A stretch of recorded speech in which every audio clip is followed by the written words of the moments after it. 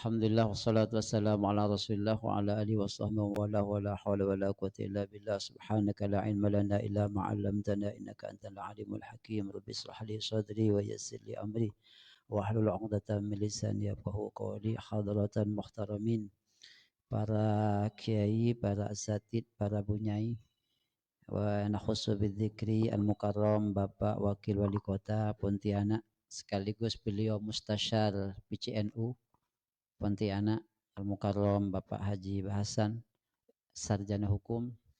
Semoga beliau senantiasa sehat afiat, dimampukan mengemban amanah. Ketua Tamfide PCNU Kota Pontianak Kiai Haji Ahmad Faruqi, Rais MWCNU Pontura sekaligus pengasuh Pondok Pesantren Salafiyah Syafiyah Al-Aziz Al-Mukarram Kiai Haji Hafiz Suhud,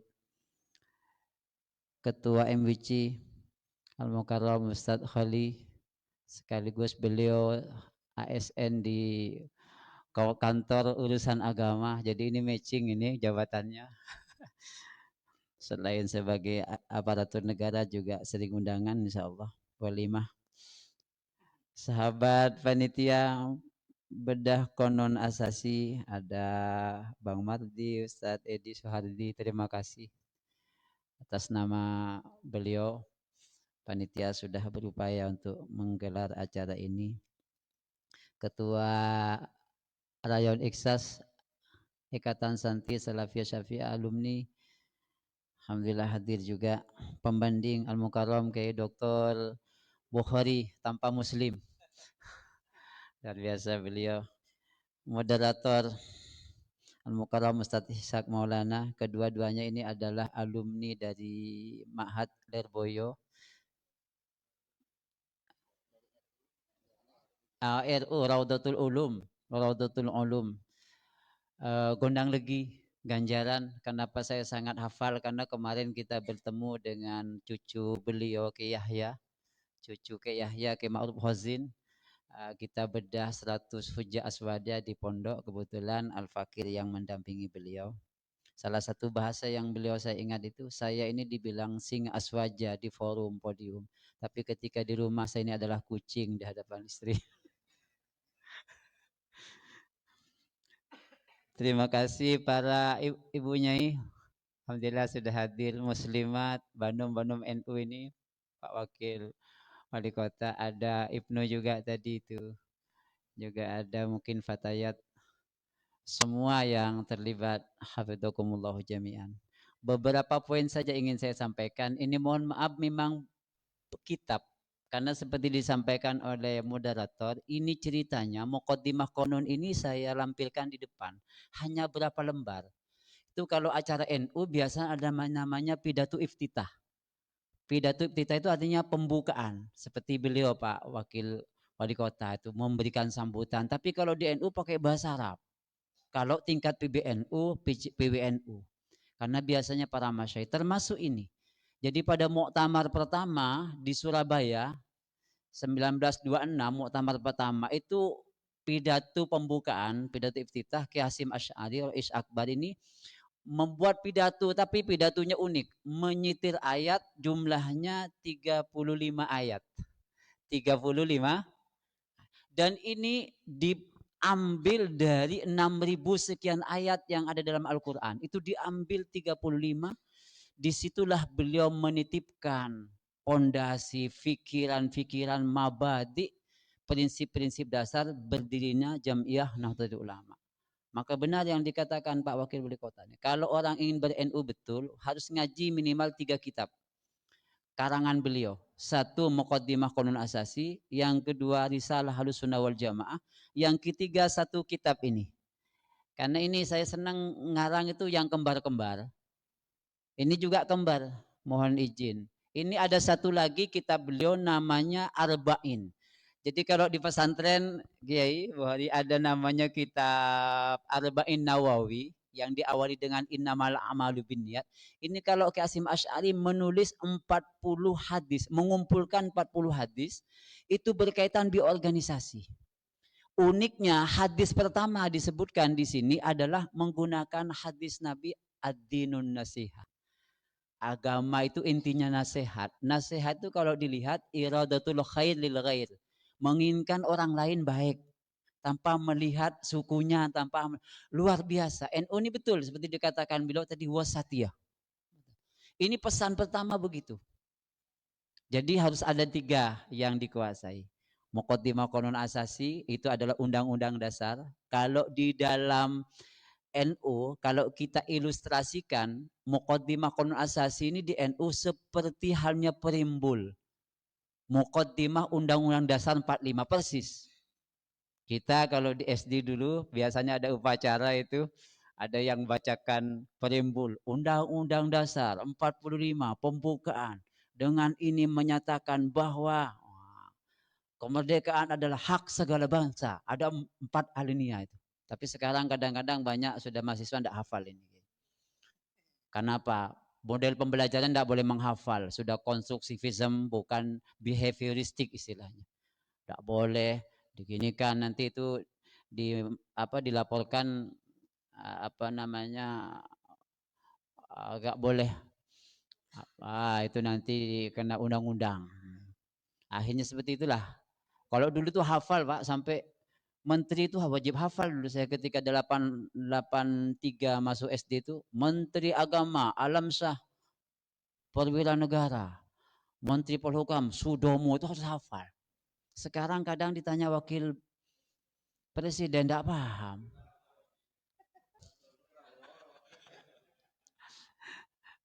Itu jadi ini seperti 35 ayat 9 hadis. 35 ayat 9 hadis itu dipidatukan Pak Wakil Wali Kota di hadapan para ulama, Kiai Mahrus Ali Lerboyo, Kiai As'ad Sukorejo, Kiai Mahrus Ali, Kiai Ali Maksum Kerapiak, Kiai Mahrus Lasem, ulama-ulama besar. Jadi tidak perlu diterjemah karena pendengarnya bukan pengurus MWCNU Pontura. Jadi ada tool disampaikan, seret dan paham semua. Itu isinya pondasi semua. Ini kalau dilihat, ada tentang masalah kenyataan kita ini negara yang sangat homogen. Tadi Pak Wali Kota bilang, kita ini harus ketika terpilih, harus berdiri di atas semua suku. Betul Pak. Itu ternyata ada amanah sini. Di ayat keberapa ada ayat ya ayuhan nasu inna khalaqnakum min dzakari wa unsa wa ja'alnakum syu'uban wa qabaila lita'arafu. Ini beliau sebutkan bahwa kita ini diciptakan dari unsur yang sama. Kemudian kita syu'uban bersuku-suku, tujuannya untuk saling mengenal, saling menghormati. Ini pondasi. Termasuk juga metode dakwah disebut di sini. Ud'u ila sabili rabbika bil hikmah. Saya tidak sebut ini halaman berapa, ayat keberapa, karena sudah ada di semua di sini. Ada 3 metode dalam berdakwah NU itu. Tidak boleh tadi saling caci mencaci. Bil hikmah pertama. Yang kedua bil mau'idhah hasanah, sampaikan. Bahkan ajak argumentasi secara ilmiah. Wajadilhum billati hasan. Ini metodenya kita berdakwah. NU mengacu ke sini. Jadi tidak boleh Allahu Akbar memecahkan kaca. Ini luar biasa. Maka kembalilah kepada Qanun Asasi saat NU sedang diuji. Mohon izin, ini ketika pertama dibuka, beliau mengutip 3 ayat yang berbeda. Mohon coba dibuka, meskipun ini berbahasa Arab. Ini untuk membuktikan betapa Ki Hasyim Asy'ari ini seorang nasionalisme sejati. Membangun NU ini untuk betul-betul menjaga kebangsaan ini. Maka betul Pak Wali Kota menyampaikan tak pernah dalam sejarah NU ini pernah bertentangan dengan negara. Bagaimanapun. Yang ada hanyalah mendukung bahkan. Tak pernah ada istilahnya NU ini memberontak, tidak pernah ada. DII tidak pernah ada. Terlibat itu. Karena beliau di depan menyebut ayat 1 dan ayat 2. Kita langsung masuk ke materi. Tabarakalladzi nazal furqana ala abdihi liyakuna lil alamina nadhira. Kita singkat-singkat nanti untuk kita mengenalkan isinya itu apa. Halaman 31. Halamannya pakai bahasa Arab ini juga. Kemudian yang kedua ayat kedua, wa atahullahul mulka wal hikmah wa 'allamahu mimma yasha. Ini Al-Baqarah 251. Halaman 34. Ini maknanya wa atahullahul mulka wal hikmah. Allah memberikan kepada Nabi Daud kerajaan, kekuasaan, wewenang dan hikmah. Wa 'allamahu mimma yasha. Nabi Daud itu kita kenal sebagai seorang raja luar biasa, tapi Allah ketika memberikan seseorang kekuasaan, wewenang, Allah berikan satu pengendali yang luar biasa, namanya hikmah. Hikmah ini wisdom, kebijaksanaan, berpikir secara tepat. Beliau kutip ini disampaikan kepada para masyayikh saat itu supaya NU ini dalam berkhidmah kepada negara, kepada masyarakat penuh dengan hikmah, kebijaksanaan. Maka di ayat yang ketiga, mohon izin, 36, wa may yu'tal hikmata faqad utiya khairan katsira, Al-Baqarah 269. Barang siapapun yang diberi hikmah, maka dia telah diberikan kebaikan yang sangat banyak. Pengurus NU hendaklah dalam mengurus NU ini menahkodi dengan hikmah. Apa hikmah itu?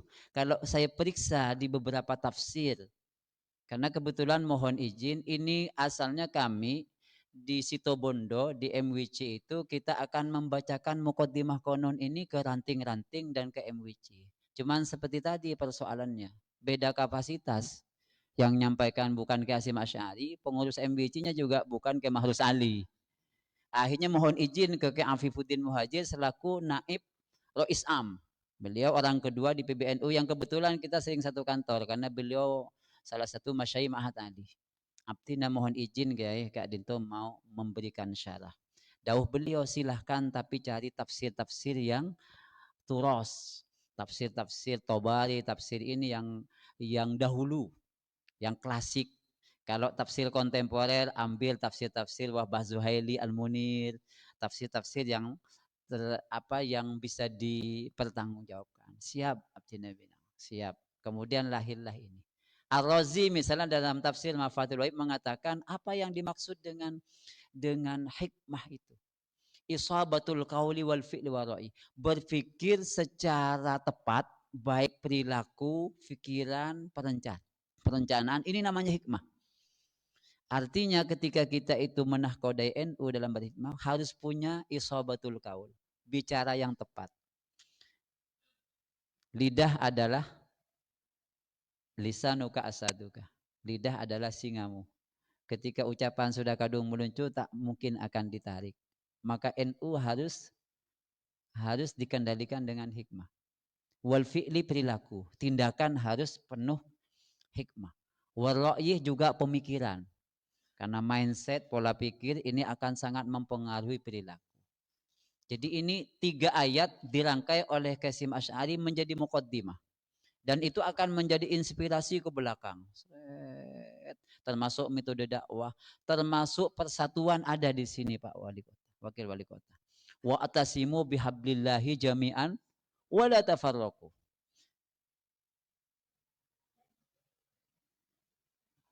Wala tanaza'u fatabshalu wa tadhhabari hukum. Jangan kalian saling bersengketa karena akan hilang wibawa kalian. Ini ada juga di ayat-ayat berikut. Walhasil 35 ayat ini penuh dengan pokok-pokok pikiran Ki Hasyim Asy'ari bagaimana sejatinya NU itu dibangun oleh beliau. Tapi semakin kesini kadang-kadang pesan-pesan mendalam dari Qanun Asasi ini kemudian terus tergerus. Maka seharusnya kita kembali kepada muqaddimah Qanun Asasi ini. Dan tadi tidak hanya ini, didukung oleh 40 hadis yang tadi. Ad-dinun nasiha, katanya. Agama itu nasihat. Qalu liman ya Rasulullah, untuk siapa nasihat ya Rasulullah? Ini kutipan hadis pertama yang dari 40 hadis. Lillah wali Rasul. Nasihat untuk Allah dan Rasulnya. Masa Allah dan Rasulnya dinasihati? Nah, ini perlu lagi tafsirnya, maka saya juga kutip tafsir-tafsir hadis dari Fathul Bari, Syarah Sahih Bukhari dan seterusnya untuk menjelaskan biar tidak salah paham. Karena kalau ayat Al-Quran atau hadis itu ditafsirkan dengan pendapatnya sendiri, tidak merujuk, itu bisa bahaya, bisa radikal, Misalnya, faktulul musyrikin haitsu wajadtumu. Bunuhlah orang kafir dimanapun kamu ketemu. Yaitu akhirnya muncul imam-imam samudera. Karena gagal menggabungkan antara satu ayat dengan lain dan gagal melihat konteksnya ayat. Tarikhiyatun nusus, historisitas teksnya gagal. Padahal ini setiap ayat lahir pada situasi dan kondisi yang berbeda. Maka jangan dipotong-potong. Kalau dipotong-potong seperti itu. Seperti Abdurrahman bin Muljim yang membunuh Sayyidina Ali. Beliau ahli ibadah, hafal Quran, tapi membunuh Sayyidina Ali dalam suasana ketika sedang sholat subuh. Dan dia tersenyum. Mudah-mudahan dengan yang dilakukan dia masuk surga. Ketika dieksekusi beberapa hari oleh Sayyidina Hasan sebagai khalifah seterusnya, dia tersenyum sambil bertasbih. Ini kalau pemikiran salah, berbahaya sekali. Kan menimbulkan. Lillah wa li rasuli, maksudnya nasihat untuk melaksanakan melaksanakan agama Allah dan Rasul. Wali a'immatil muslimin, dan juga nasihat untuk para a'immatil muslim, para pemimpin. Ini diselipkan oleh beliau. Berarti harus ada nasihat, tapi nasihat NU itu menyampaikannya tidak pakai Allahu Akbar memecahkan kaca. Sudah disampaikan dengan 3 hikmah, mau'idhah hasanah, dan wajadilhum billati hi ahsan, diskusi keilmuan, berargumentasi dengan saling menghormati kedua belah pihak. Masing-masing punya dalil. Anda tidak suka tahlilan, punya dalil. Saya suka tahlilan, lebih banyak dalilnya. Gitu. Anda tak suka maulidan, jangan membuli. Kami suka maulidan, ada dalilnya juga. Ini prinsip-prinsip yang dibangun oleh beliau dalam Muqaddimah Qanun Asasi. Muqaddimah itu artinya pendahuluan. Qanun Asasi itu undang-undang yang paling mendasar. Jadi tadi ilustrasinya seperti Undang-Undang Dasar 45 yang mengisinya 4 alinea. Batang tubuhnya ada rumusan Pancasila. Itu tidak boleh berubah ila yaumil qiyamah bangsa ini. Tapi undang-undangnya bisa diamandemen. Undang-undang turunannya peraturan pemerintah. Begitu juga di NU. Muqaddimah Qanun Asasi tidak boleh berubah. Tetapi perkumnya, kemudian undang-undang itu boleh diamandemen, boleh dirubah nanti melalui forum tertinggi NU, namanya Muktamar, Kombes, dan lain sebagainya. Ini sekedar pengantar. Mudah-mudahan sekelumit pengantar ini bisa dipahami bahwa sekali lagi Muqaddimah Qanun Asasi untuk memberikan landasan pokok-pokok pikiran mendasar bagaimana Ki Hasyim Asy'ari dan para masyayikh mendirikan Jam'iyah Nahdlatul Ulama, yang dititipkan pesan-pesan beliau itu pokok-pokok pikirannya di dalam 35 ayat, 9 hadis. Jadi itu dibaca ayatnya. Qala Allah Ta'ala. Mun orang kangian jangan macana kala ta'ala, kala Rasulullah, kalamullah Rasulullah.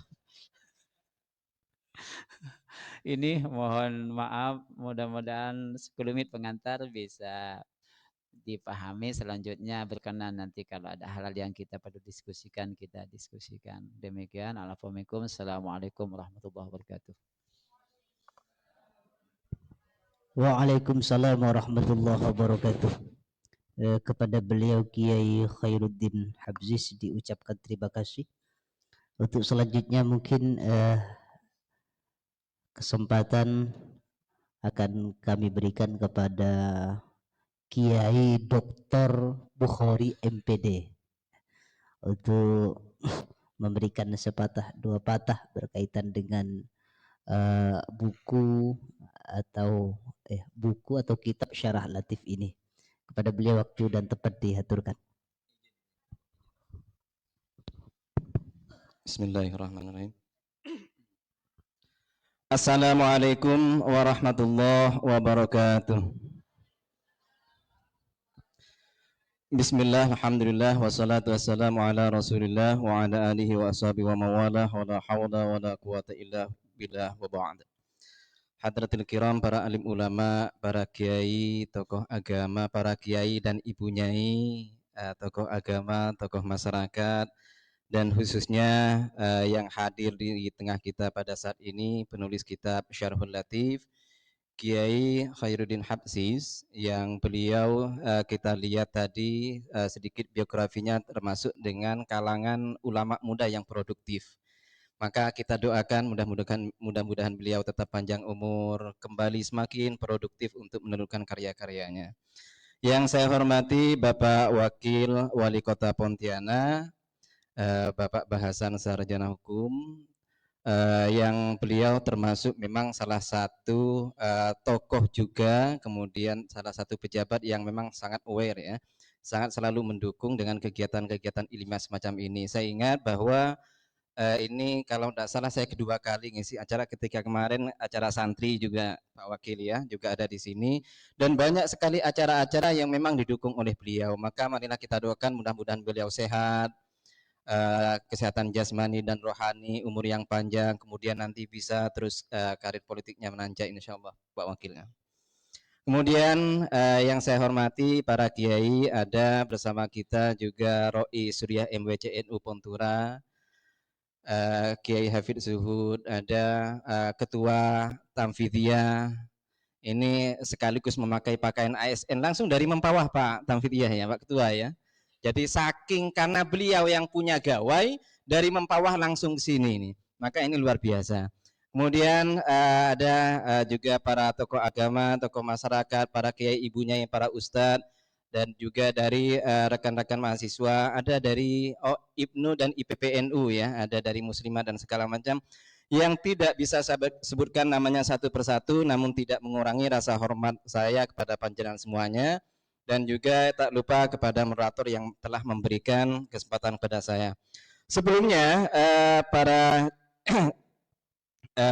hadirin sekalian, jadi sebenarnya kalau membaca dari banner ini saya tidak pede, karena kalau dijadikan pembanding ini kayak tidak apple to apple gitu ya. Jadi dilihat dengan Kiai Khairuddin yang begitu banyak karyanya ini, maka tidak layaklah kalau pembanding, ini cukup pendamping saja. Maka nanti di sisi ini saya hanya akan sedikit untuk menjelaskan tentang ini, tidak akan menguliti gitu, hanya karena memang sangat jauh. Saya coba cari kemarin apa sebenarnya yang berbeda, ternyata yang ada kesamaan gitu. Kiai juga awal di BIB Kiai ya. Yang saya lihat itu tapi non degree yang ke Maroko Kiai. Tahun 2000 berapa Kiai? Oh yang kemarin. Di sinilah saya sedikit menang. Karena saya awal di BIB LPDP yang angkatan pertama Kiai. Jadi kalau angkatan saya lebih senior Kiai.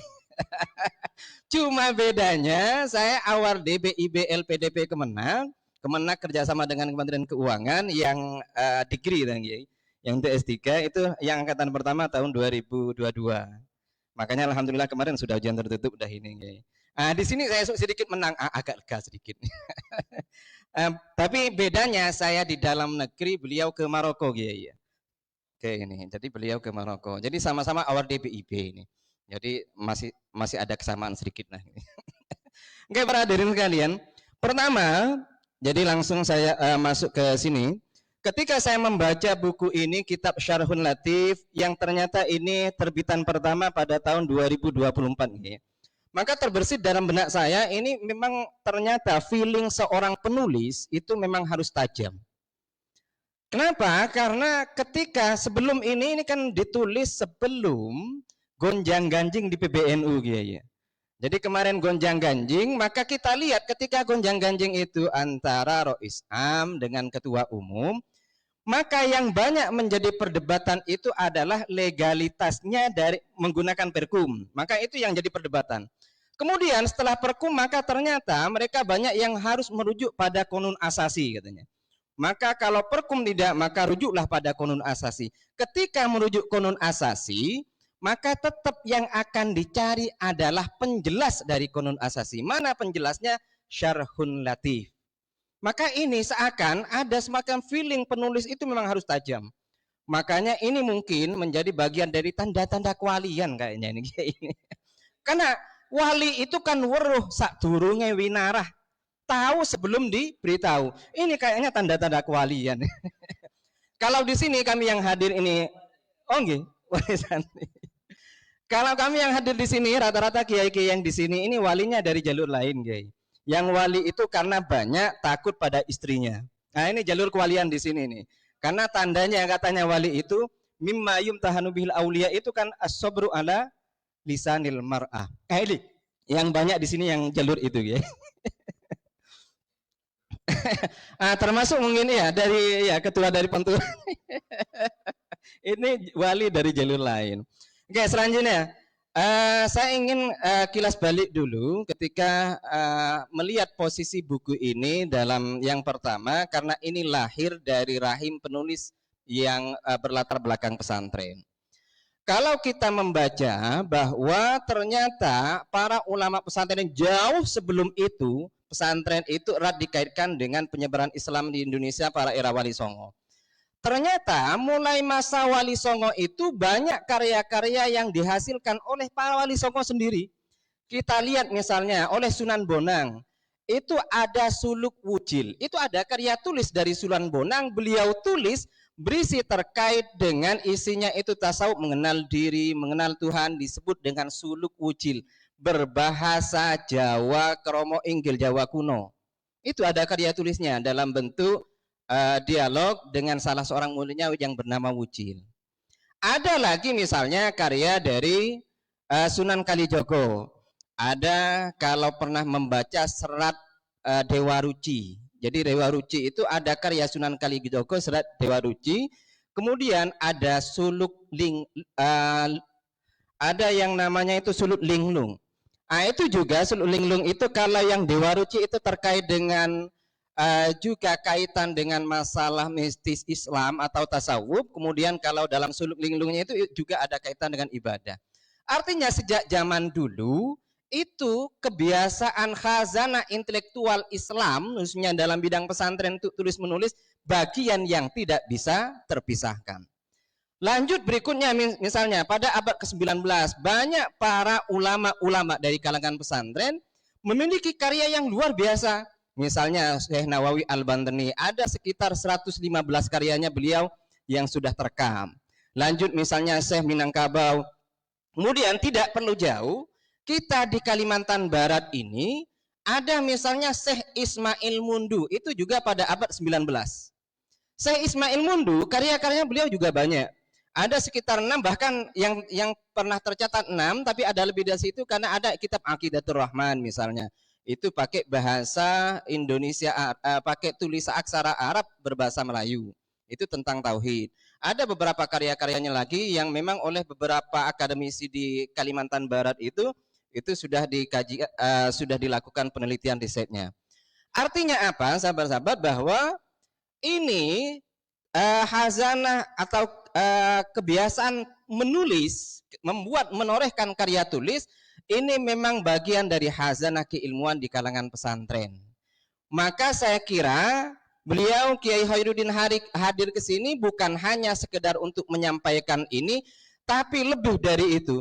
Ini menyampaikan bahwa warisan pesantren itu kita bukan hanya dituntut untuk bisa membaca karya-karyanya, tapi lebih dari itu kalau memang bisa membuat karyanya. Ini juga yang harus dihadirkan oleh kalangan pesantren, khususnya kalangan Nahdliyin, kalangan Nahdlatul Ulama saat ini.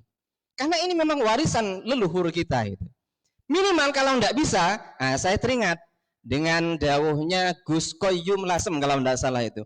Termasuk berkontribusi menolong dan termasuk juga untuk turut andil dalam transmisi keilmuan ini, kontribusi dalam penyebaran ilmu ini adalah mendukung para penulis. Gimana caranya? Minimal membeli karyanya.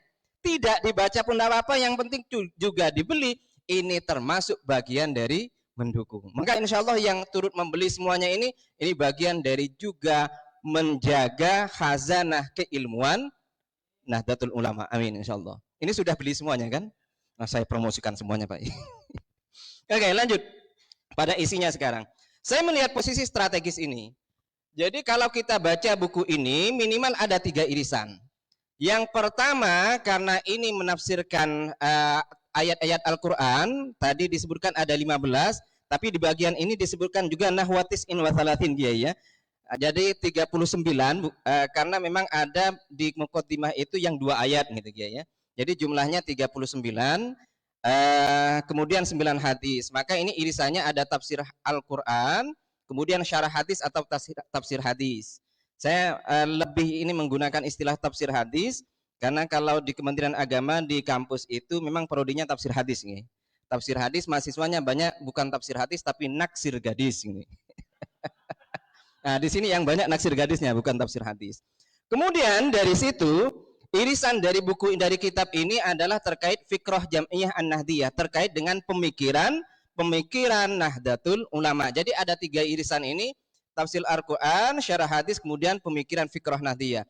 Sehingga posisi strategis dari buku ini, maka saya sebutkan di sini, ada di slide berikutnya itu, yang pertama adalah tashilul fahmi, adalah memudahkan pemikiran seperti yang disampaikan tadi oleh Kiai dalam pemaparannya, bahwa karena memahami langsung pada konun asasi itu sulit, sehingga dengan ada syarah ini, maka yang pertama dihasilkan adalah tashilul fahmi, memudahkan para pembaca untuk memahami apa kandungan dari konun asasi.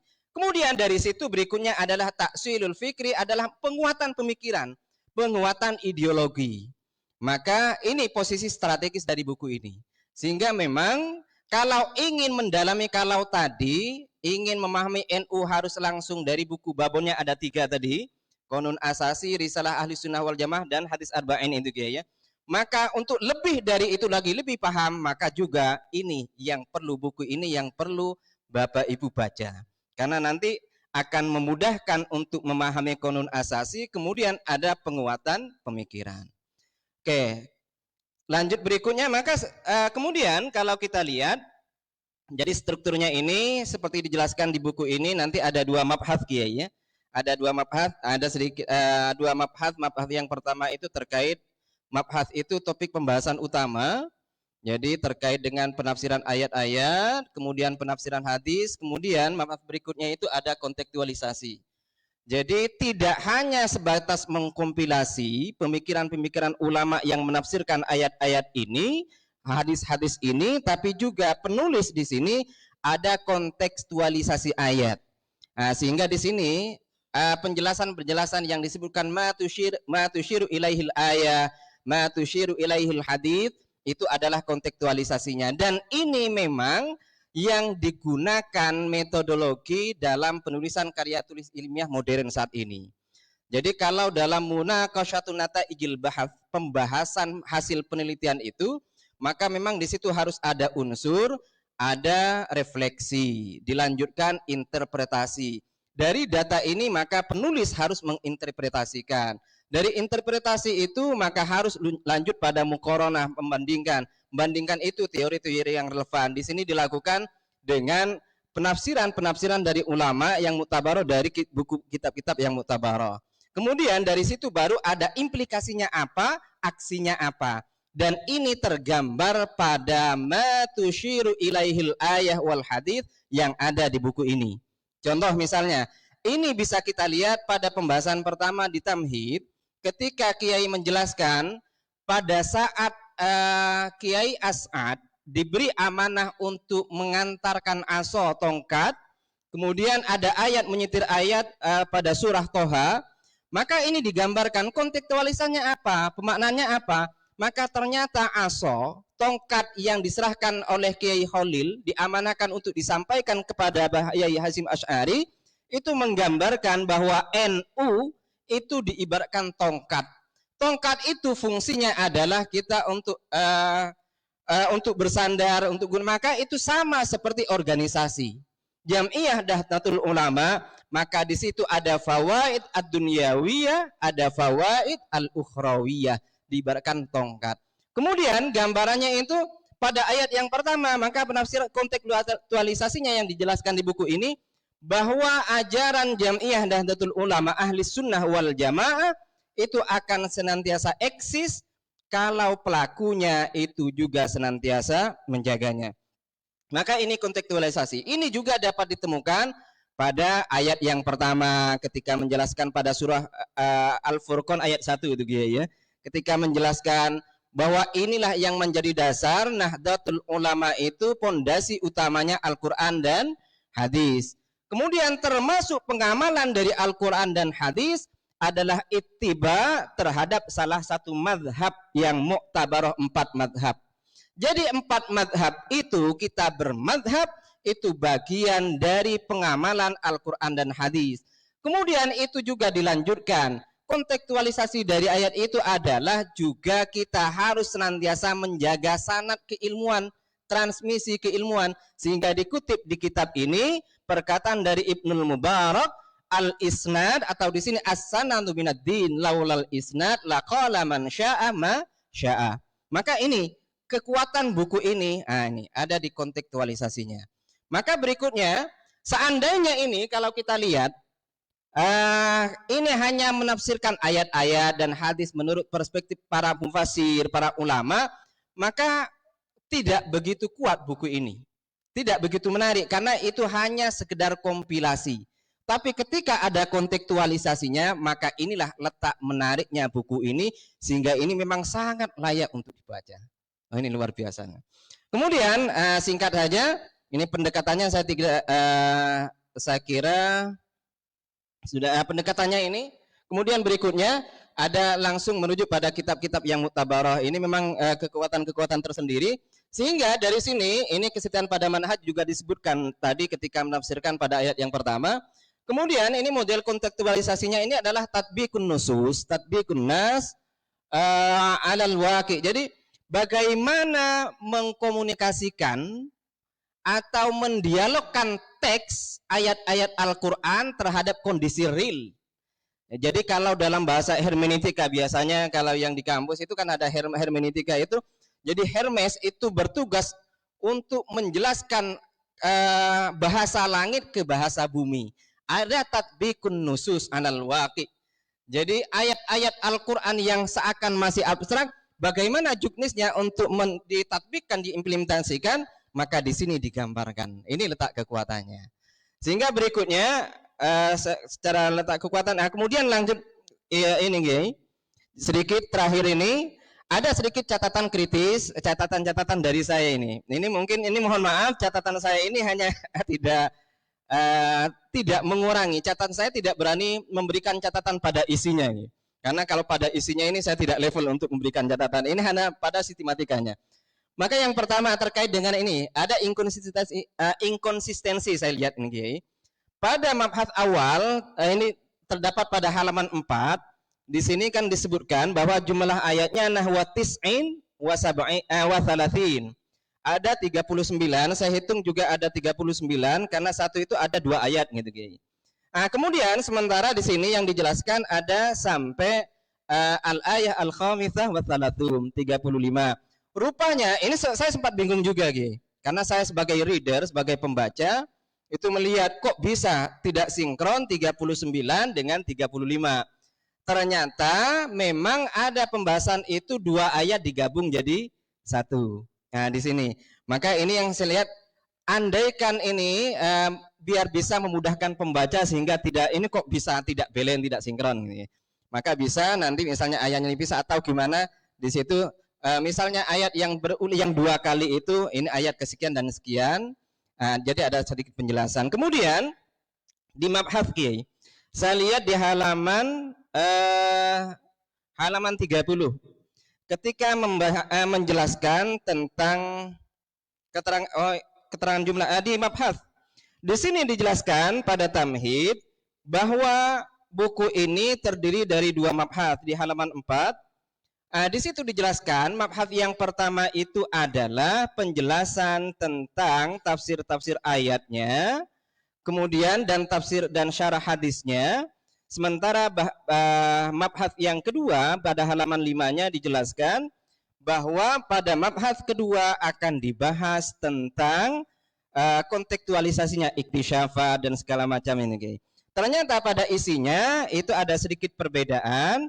Yang mabhas awal itu membahas tentang penafsiran ayat-ayat dan kontekstualisasinya. Pada al-mabhas ats-tsani itu terkait dengan pembahasan hadis-hadis dan kontekstualisasinya. Jadi ada maka saya katakan sedikit tidak sinkron. Jadi terkait dengan di tamhid di awal penjelasannya begini, di isinya begini, itu sedikit. Kemudian saya beraninya hanya ini nih. Hanya salah ketik saja ini kan, misalnya Al-Mukhtalifah itu ada halaman 5 kayaknya masih ada salah ketik. Kemudian kalau tidak salah nikos lagi Kiai. Haulan nikos itu masih pakai sin, sebenarnya kan shin nikos ini. Kemudian ini yang ketiga ini saya sebenarnya tidak gitu berani. Tapi ini kita seringkan. Di situ ditulis yabhatsunaan ketika menjelaskan proses menghadiri para utusan yang akhirnya ditemui oleh menantunya Mbah Yai Kholili, membahas tentang taksisil jam'iyah itu ya. Ini kan terkait kalau dalam bahasa Arab terkait dengan al-ibarat al-istilahiyah. Saya coba cari-cari karena biasanya kalau bahasaan atau yabhatsuan itu terkait dengan manuridu an najid, apa yang akan kita temukan gitu ya. Jadi biasanya itu maka yabhatsuan itu mencari. Tapi kalau yabhatsuna fi atau bahasa fi itu manuridu an nuhallil. Jadi kalau saya lihat dari konteksnya dengan redaksinya ini kok kayaknya ini mohon maaf ya, mohon maaf. Kok kayaknya itu yang lebih pas yabhatsuna fi gitu. Ini sedikit masukan. Maka terakhir di penutup ini saya jelaskan bahwa kitab ini bukan adalah upaya menaukkan antara wahyu dengan konteks wahyu dan hadis dengan realitas jam'iyah dalam Nahdlatul Ulama, sehingga disinilah letak urgensi ya, letak urgensi buku ini, sehingga memang buku ini memang sangat layak untuk kita miliki, khususnya memang bagi para Nahdiyin dan terlebih memang terhadap para pengurus-pengurusnya. Mungkin ini sedikit dari saya. Memang tidak bermaksud untuk menggurui apalagi sampai mengkritisi, dan ini mudah-mudahan ini bermanfaat. Kurang lebihnya mohon maaf. Wallahul muwaffiq ila aqwamit thoriq. Assalamualaikum warahmatullahi wabarakatuh. Waalaikumsalam warahmatullahi wabarakatuh. Kepada beliau Dr. Bukhari diucapkan terima kasih. Baik, langsung saja kita ke sesi selanjutnya, yakni diskusi berkaitan dengan kitab ini. Mungkin sebagian sudah ada yang membaca isinya, yang perlu untuk dipertanyakan kepada beliau berkaitan dengan isinya atau berkaitan dengan ke-NU-an yang mungkin dari Bapak Ibu belum bisa mensinkronkan dengan Qonun Asasi ini. Mungkin butuh penjelasan dari beliaunya.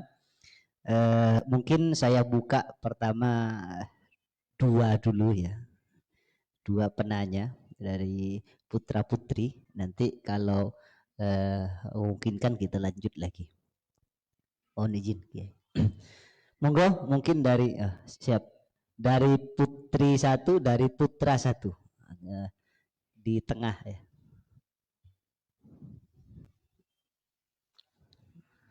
Nanti disebutkan namanya, kemudian daerahnya dari mana. Halo. Assalamualaikum warahmatullahi wabarakatuh. Waalaikumsalam warahmatullahi wabarakatuh. Terima kasih moderator atas waktunya. Dapat saya Muhammad Darwis Kiai. Terima kasih atas penjelasannya yang sangat luar biasa. Dan kami ucapkan juga yang terhormat kepada pembanding kita hari ini. Beliau adalah dosen saya dulu ya, IAIN Pontianak, Dr. Bukhari MPD. Jadi dari terkait masalah Qonun Asasi yang disampaikan oleh Hadratus Syekh Kiai Haji Hasyim Asy'ari, sebagaimana tadi Kiai sampaikan bahwa itu terdiri dari 35 ayat, kemudian 9 hadis, yang tentu yang hadir pada saat itu para kiai dan faham. Tapi dengan hadirnya buku ini, kita yang tidak hadir tidak mengerti apa yang menjadi tujuan beliau menyampaikan ayat dan hadis itu. maka bisa kita pahami dan tidak. Karena kita tahu bersama bahwa ayat Al-Quran ataupun hadis itu tidak bisa kita pahami secara tekstual, dan juga kita tidak bisa pahami secara kontekstual saja, tapi bagaimana kita memadukan antara tekstual dan kontekstual agar kemudian menjadikan pemahaman atau interpretasi yang komprehensif. Maka dalam hal ini saya ingin menanyakan, karena tadi saya udah beli bukunya Pak Bukhari, jadi saya juga turut mendukung. Bukunya udah saya beli tadi. Saya sempat membaca di halaman 65 terkait masalah kalau Allah Ta'ala idza yakhsyallahu min ibadihil ulama. Jadi di situ ada beberapa interpretasi yang kemudian menghadirkan ayat kabura maqtan indallah an taqulu ma la taf'alun. Maka ini perlu interpretasi yang lebih jelas untuk kami. Karena ketika kita berdakwah di masyarakat atau menyampaikan sesuatu di masyarakat, sementara kita tidak pernah melakukan, maka kita akan mendapatkan azab ataupun siksa yang sangat luar biasa.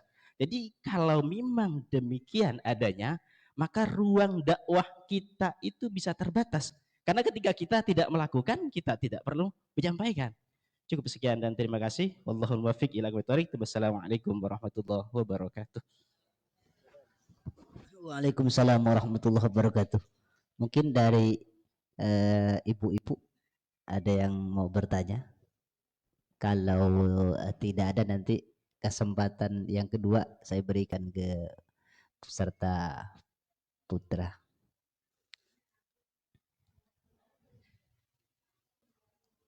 Monggo Bu, ada? Monggo para ibu nyai. Sambil menunggu mungkin Ustadz Ghazali tadi. Monggo Ibu. Mic-nya Pak.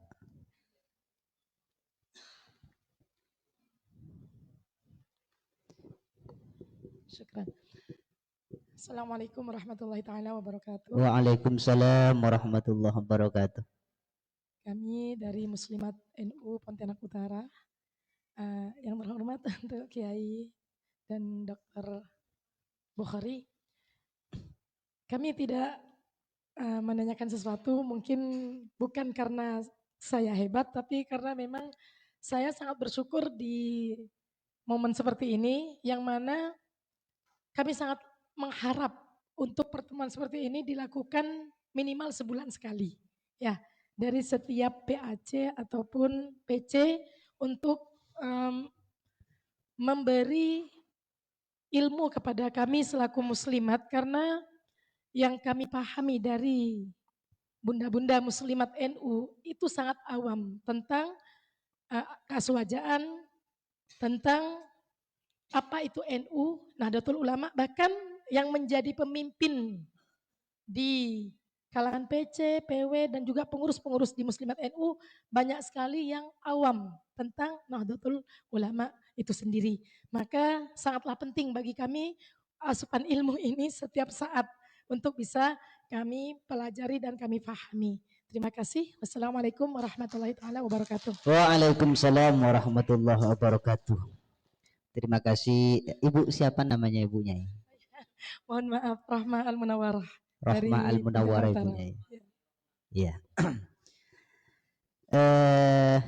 Mungkin langsung dijawab Pak Kiai.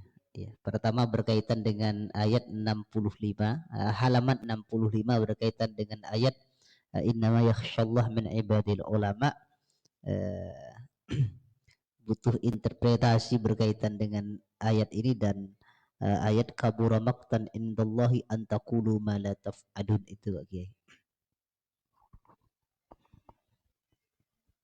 Terima kasih. Yang pertama saya menyampaikan penghargaan syukur wa takdir kepada Al-Mukarram Pak Dr. Kiai Bukhari. Ini luar biasa. Ini nanti saya langsung minta file nih. Catatan beliau ini luar biasa. Ini adalah nanti untuk perbaikan. Cetakan kedua insya Allah Pak Dokter, ini sudah 1000 eksemplar kemarin di Pulau Jawa sudah habis. Karena memang Muqaddimah Qanun ini tadi dikatakan gelondongan ayat. Sementara warga Nahdien seperti yang disampaikan tidak semuanya memahami ayat ditafsiri langsung. Gelondongan 39 atau 35 tadi luar biasa arahannya, dan 9 hadis itu dibaca begitu saja oleh Kasim Asy'ari di hadapan para ulama saat itu. Kayak Mahrus Ali Lirboyo, kayak Ali Mahrus Kali Maksum, Krafyak, dan ulama-ulama besar semua. Jadi mereka menikmati langsung dengan tafsirnya secara itu. Tapi bagi kita yang awam ini butuh panduan ulama tadi. Dan selain tafsir juga kemudian sebagaimana disampaikan beliau, saya sebagai penulis tidak sampai merinci seperti itu, tapi Pak Dr. Bukhari ini bisa memilah, memetakan, oh ini ada interpretasinya, ini pemaknaan gini, ini luar biasa beliau ini. Jazakumullah khairan. Ini ilmu bagi saya. Penulisannya tidak sadar. Memang ulama dulu tuh pengarang kitab ilmiah tidak pernah paham bahwa itu metodenya itu induktif apa deduktif. Jadi al-fa'ilu wa ismul marfu'u al-madhkuru qablahu fi'luhu. Kaidah dulu baru di bawahnya ada contoh-contoh. Jadi dari umum ke khusus. Ada juga kayak balaghah wadihah, balaghah penulisannya itu contoh-contoh dulu baru disimpulkan di belakang. Itu deduktif. Jadi sekarang ini namanya begitu. Dulu enggak pernah mikir gitu. Mungkin saya termasuk orang yang begitu. Jadi ngikut tarikohnya Seson Haji, pengarang Jurmiyah yang tak pernah. Dauhnya kiai saya, Kiai Bukhari, Kiai Afifuddin Muhajir juga produktif. Buku-buku beliau luar biasa seperti Fikih Tata Negara. Beliau mengatakan begini saya. Tulis apa yang ada di benakmu dan itu dianggap manfaat untuk orang. Jangan ribet dengan metode penelitian. Makanya saya doktornya tidak selesai-selesai. Karena takut dengan metode-metode penulisan ilmiah itu. Harus begini. Lebih bagus kita mengarang sebagaimana Fathul Qarib, Takrib, Abi Syuja. Itu tak pernah ribet, tapi akhirnya diteliti oleh akademisi, muncul teori-teorinya. Kita kalau di kampus itu ngajukan judul dulu, baru isinya dipikirkan. Jadi tidak selesai-selesai. Baru ngarang. Orang dulu itu Ibu Nyai, nulis dulu baru mikirkan judulnya.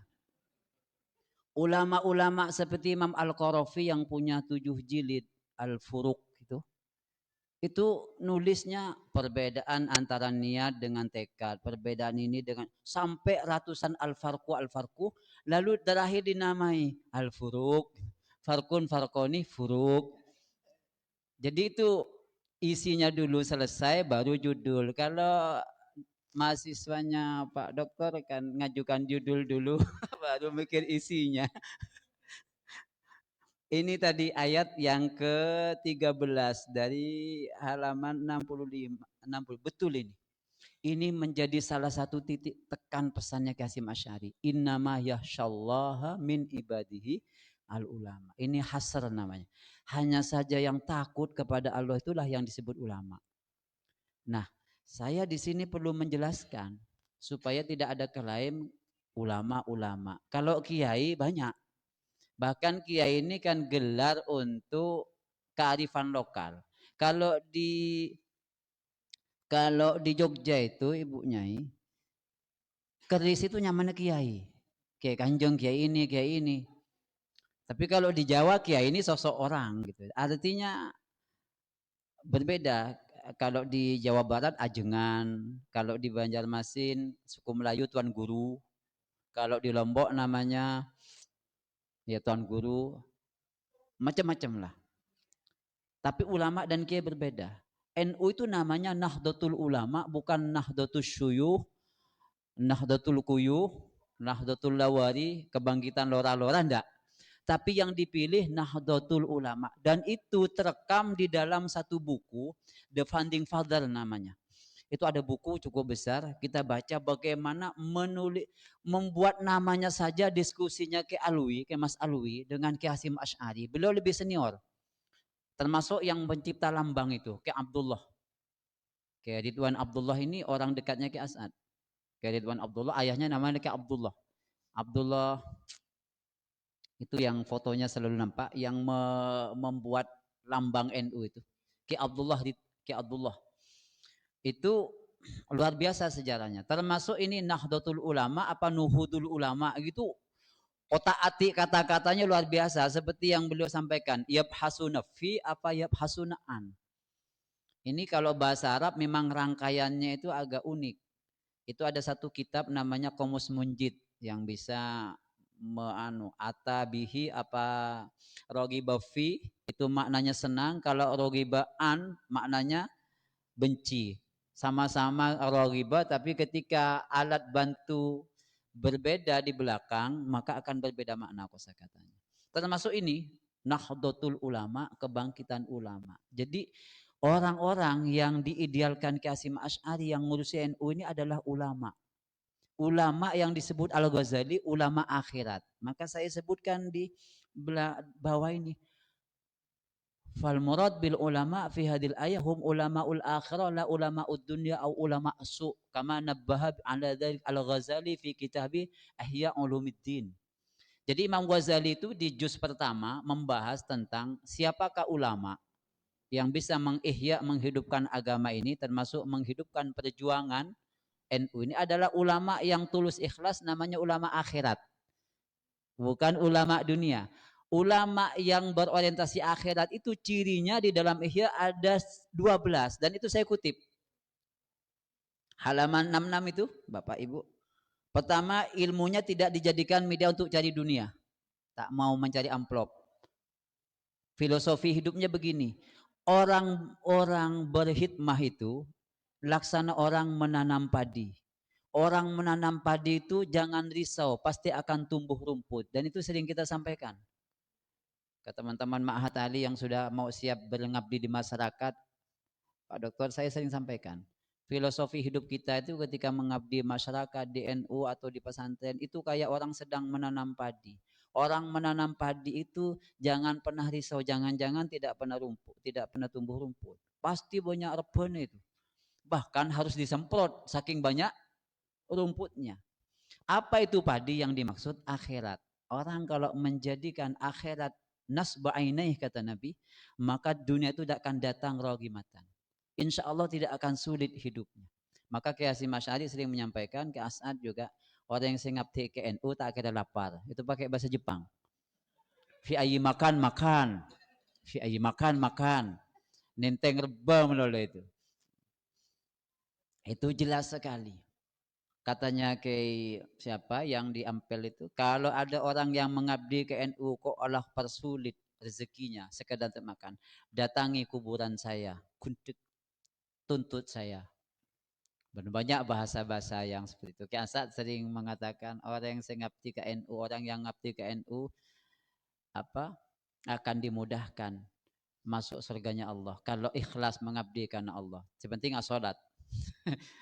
Itu catatannya. Kalau tidak mengabdi ke NU, tidak menyampaikan ke pintu surga, panggil saya kelak di akhirat. Saya dituntut. Saya coba cari landasan teologisnya ini. Dauhnya beliau ini sahih apa enggak? Ternyata betul. Di dalam sebuah hadis, Mukhtarul Ahadits menyebutkan yashfa'u yaumal qiyamah alba, yang akan berikan pertolongan dari kiamat empat, al-anbiya wal auliya. Kita yakin muasisnya NU itu wali-wali semua, wali kutub, bukan wali-wali daya seperti saya. Syekhana Khalil Bangkalan jelas. Ki Hasyim Asy'ari jelas. Ki As'ad mediator jelas. Semuanya bersanad dan makomnya jelas. Maka kita sebagai pejuang di bawahnya tinggal menanti tantangan beliau. Saya dengan teman-teman sering bilang, kalau malam sudah berkegiatan tengah malam baru pulang pakai sepeda motor saya akan menagih janji nanti ke Ki As'ad ketika ke dalam kubur, ke alam barzakh, ke akhirat, kok saya dipersulit malaikat masuk surga, saya akan panggil Ki As'ad. Ini santrinya yang berjuang kok melarat Kiai, mana debuna ajunan. Nah itu untuk memberikan semangat. Dan itu pas Ki Hasyim Asy'ari mengatakan siapa saja yang merawat NU, ikut mendorong itu, saya anggap sebagai santri saya. Dan siapapun yang saya anggap sebagai santri saya, meskipun tidak pernah menginjakkan kakinya di Tebu Ireng, saya akan doakan bersama keluarganya mati husnul khotimah. Bukan hanya dirinya, dengan keluarganya. Itu bannernya besar-besar itu di Jombang. Dan itu banyak, quote-nya itu di TikTok itu banyak. Dan ini jaminan seorang wali Allah. Dan setiap ucapan orang wali Allah itu dia akan sembarangan, akan dipertanggungjawabkan di hadapan Allah. Termasuk ulama beliau menyebut Nahdlatul Ulama ada sembarangan. Idealnya memang ulama tadi pertama tidak mencari dunia, ilmunya tidak dijadikan wasilah untuk dunianya. Banyak ini, tinggal dibaca sendiri. Dua, fa'alla yukhalif fi'luhu qaulahu. Ini rumusan Al-Ghazali dalam Ihya. Perbuatannya tidak ucapannya tidak berbeda dengan perbuatannya. Jadi apa yang diucapkan itu yang dilakukan, menjadi teladan pengurus NU itu. Idealnya. Jadi ini ada rumusan sampai ainayatu bitahsilin min nafi. Jadi orientasinya hanya untuk kemanfaatan, kemaslahatan dan seterusnya. Tetapi para ibu, mala yudraku kullu la yudraku kullu. Kalau tidak ada rotan, akar pun jadi. Kami sering menyampaikan, kami pengurus Nahdlatul Ulama, tapi kami bukan ulama. Kami penyambung perjuangan para ulama. Tapi kita berusaha untuk terus menjadi pengurus NU itu bagaimana menjadi teladan dalam hikmah, teladan di masyarakat, pasti itu. Dengan ilmu yang kita miliki, titipan ilmu yang sedikit itu pasti pengurus NU itu akan dengan sendirinya akan sadar. Karena ketika konjongan, walimah, itu pasti minimal tukang doa. Masa tukang doa tetap seperti itu, seperti preman misalnya, kan tidak enak gitu. Itu artinya berorganisasi, itu akhirnya memperbaiki diri. Maka ada kata-kata begini, jangan punya niatan mengabdi di NU itu untuk memperbaiki NU. Tapi mengabdi di NU itu untuk memperbaiki diri. Jadi kalau sudah jadi pengurus NU, minimal ketika tahlilan disuruh mimpin doa, masa tangannya misalnya pakai tato, itu pasti diginikan. Itu berarti betul ungkapan seperti itu. Mengabdi di NU bukan untuk memperbaiki NU, mengislah NU, tapi untuk mengislah diri. Jadi ulama yang dimaksud, tapi jangan sampai saya masih belum mengamalkan ilmu saya tidak mau mengabdi di Al-Quran, nanti di NU nanti kabura maqtan indallah antakulu ma la taf'alun. Nah, tak jadi tim kayak gini. Semuanya ini bukan zamannya Ki As'ad dengan Buya Hamka ketika ingin diundang ke Jakarta untuk mendirikan Majelis Ulama Indonesia. Itu kan ada cerita sangat unik. Ketika Ki As'ad dialog dengan Buya Hamka, tokoh Muhammadiyah. Katanya Buya Hamka, ini mau mendirikan Majelis Ulama Indonesia. Kata Ki As'ad, saya tidak pantas menjadi anggota Majelis Ulama Indonesia. Mas sekarang saya mau masuk itu. Pasti menyalahi Ki As'ad. Saya tidak pantas jadi ulama. Saya belum ulama. Lalu katanya Buya Hamka, kalau panjenengan Ki As'ad belum pernah merasa sebagai seorang ulama, siapa lalu ulamanya? Itu dialog yang sangat terkenal Ki As'ad dengan Prof. Buya Hamka, seorang ulama besar dari Muhammadiyah yang produktif dengan tulisan-tulisan dan keteladanannya. Beliau seperti itu. Ya kita tidak perlu kemudian ini saya adalah ulama, tapi organisasi saya Nahdlatul, kepanjangannya ulama. Sering saya sampaikan ibunya. Itu ada hadis, simfani min ummati en soluhatil ummah. Wa idza fasada fasadatil ummah. Dua kelompok dari umatku ini apabila mereka harmonis, menyatu, bekerja sama, solaha, baik, solahatil ummah, maka umat akan baik. Tetapi jika keduanya ini rusak, tidak harmonis, komunikasi tidak baik antara pemerintah dengan ulama, maka umat juga akan rusak. Al ulama wal umara. Sering kita sampaikan, kalau kami bukan ulama, kepanjangannya ulama. Tapi kalau panjenengan, Pak Kepala Desa, RT, RW, Pak Camat, panjenengan dengan umara, maka harus antara NU, Nahdlatul Ulama dengan umara bekerja sama. Seperti yang dicontohkan Pak Wali Kota tadi. Jelas kehadirannya. Jangan hanya PR-nya, tapi juga RP-nya gitu. Jangan hanya PR-nya, diberikan program-program begini, tapi juga jelas. Jadi ini ada kolaborasi. Jadi kembali ke tadi, memang. Yang kedua, ibunya memang begitu. Kita rekomendasikan kalau bisa Rois MBC Pontura mengadakan kegiatan rutinan, kata ibunya sebulan sekali. Kalau kami mohon izin, ini kami baca. Kami punya di Jawa itu Majelis Cahaya Madinah, pakai yang Cahaya Madinah gitu. Itu ibu-ibu muslimat, fatayat dan ibnu kumpul setiap Jumat kami keliling ke kampung-kampung. Itu kalau perempuan ibu-ibu muslimat umumnya kami baca kitab-kitab yang berkaitan dengan hak dan kewajiban suami istri. Kalau itu kemudian diselingi ke NU-an. Kalau yang di MWCNU di lanting-lanting kita sedang membaca ini sekarang. Tapi tidak kami baca teksnya dimaknai karena rata-rata yang ikut tidak semua pegang kitab. Jadi pinginnya yang instan. Tinggal kami baca satu ayat, kemudian matusyiru ilaihil ayat, ini kira-kira apa keinginannya Kasim Asy'ari kok menyebut innama yasyallah min ibadil, kok menyebut wa'tasimu bihablillahi jami'a wa la tafarraqu, persatuan dan seterusnya. Kita baca ma'anunya aja, pesan-pesannya, lalu selesai Al-Fatihah, setelah itu makanan.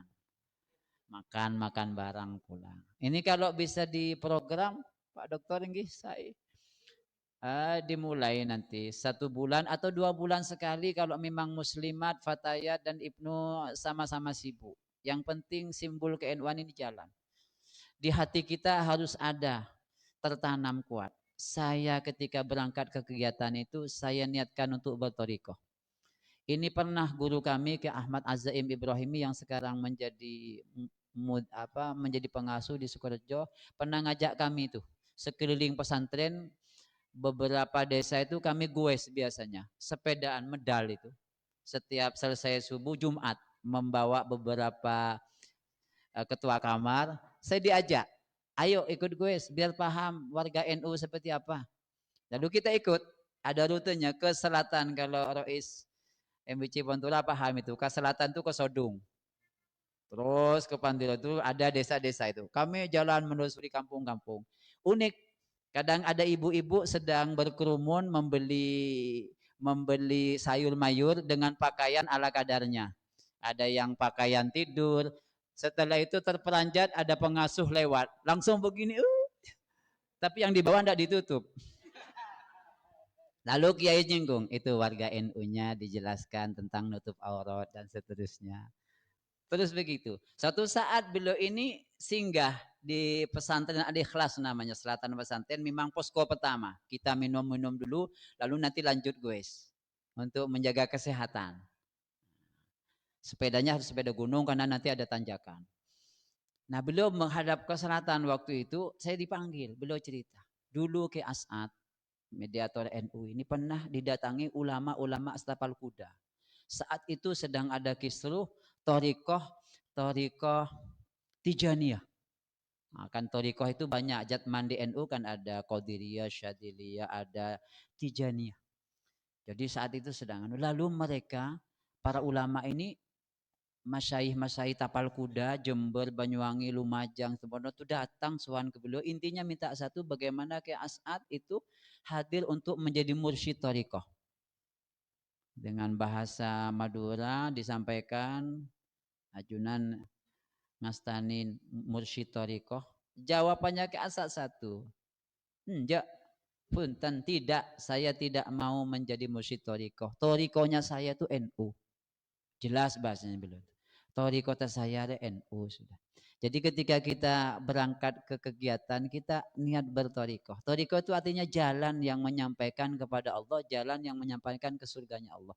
Dan ini matching dengan pernyataan salah seorang alumni yang itu beliau sampaikan saksi hidup tahun 1973 di aula. Ki As'ad juga menyampaikan.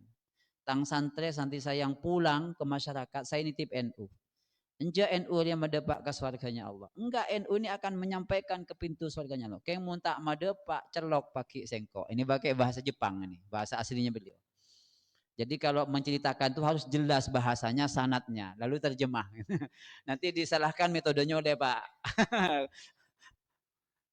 Enggak, kalau enggak menyampaikan panggil nanti saya tanggung jawab di depan Allah.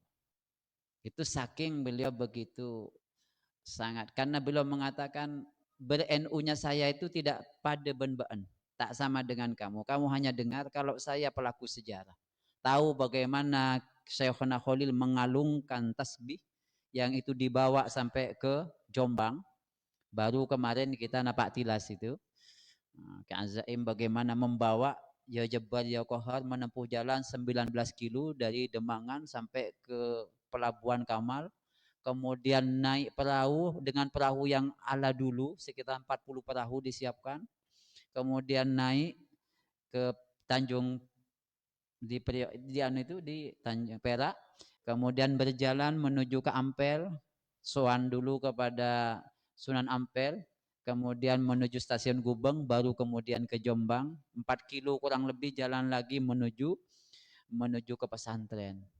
Jadi begitu beliau merasakan betapa Ki Asad membawa ini, dibully di jalan, ini orang gila, ada yang bilang wali kok bisa kalungan tasbih gitu. Tapi beliau tak peduli. Ala kulli hal itu, jadi saya mendukung kalau ada kegiatan misalnya disisihkan waktu, materinya disepakati saja. Jadi ada berkegiatan, niat kita berthariqah. Yang kedua, niat kita silaturahim. Jarang ketemu tapi di majelis ketemu. Itu nanti para bapak ibu ketika kita pulang, kalau kita punya hamasa NU, itu meskipun tengah malam kita pulang itu rasa bahagia. Ya Allah, mudah-mudahan ini yang menjadi wasilah saya nanti selamat di akhirat. Ketika amal saya tak bisa diandalkan. Kalau sholat ini tidak bisa diandalkan. Saya kalau Allahu Akbar dapat 10 menit kunci hilang itu mikir di mana kunci tadi ya. Ternyata berdiri di atas lemari. Jadi sholat kita tidak bisa diandalkan. Maka mungkin salah satunya ambil jalan yang lebih gampang. Ada sebuah kapal berwarna hijau namanya Safinatun Najah. Itulah kapal NU, nahkodanya Syekhona Khalid Ki Hasyim Asy'ari di situ akan membawa para orang-orang penghidmah NU ini. Saya kira sangat bagus kalau itu dilaksanakan Ibu. Mungkin ini kan ada 2 pertanyaan gitu. Cukup.